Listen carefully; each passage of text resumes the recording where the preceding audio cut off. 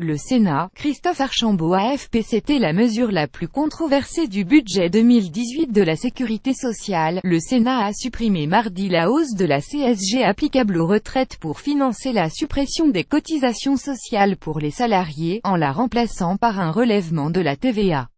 Le Sénat vote la suppression de la hausse de la CSG pour les retraités PLFSS. https://colchi5hpbucks public Sénat @public Sénat November 14, 2017. Les sénateurs ont adopté à main levée un amendement en ce sens d'Elisabeth Doineau UC, contre l'avis du gouvernement.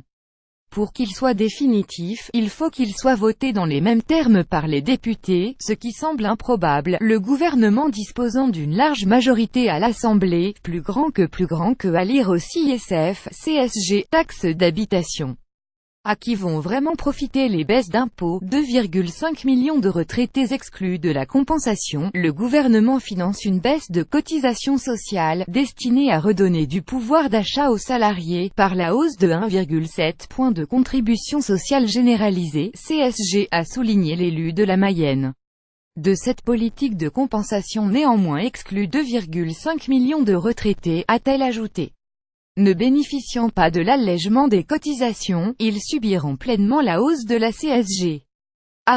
@ajoyandel. La TVA aurait permis de taxer les importations CSG PLFSS. Sénat 360 pic.twitter.com 4T Hélène Gibioy, public Sénat @public Sénat November 13, 2017. À la place, Elisabeth Doineau a proposé de compenser la perte de recettes pour les organismes de sécurité sociale, égale à 4,5 milliards d'euros, par le relèvement correspondant du taux normal de la taxe sur la valeur ajoutée.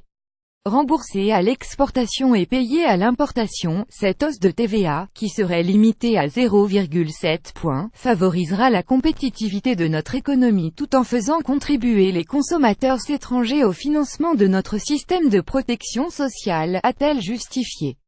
Les bénéficiaires de la prestation de compensation du handicap exonérés. Plusieurs amendements identiques ont été déposés, par le rapporteur général de la Commission des Affaires sociales Jean-Marie Vanlerenberghe UC, celui de la Commission des Finances Alain Joyandet LR, Yves Daudigny PS, Jean-Claude Requier RDSE, à majorité radicale et Laurence Cohen CRCE, à majorité communiste.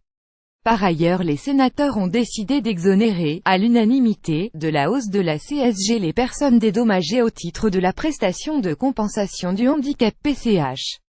Entamé lundi, l'examen en première lecture de ce projet de loi de financement de la sécurité sociale PLFSS, déjà adopté par l'Assemblée nationale, s'achèvera par un vote solennel le 21 novembre.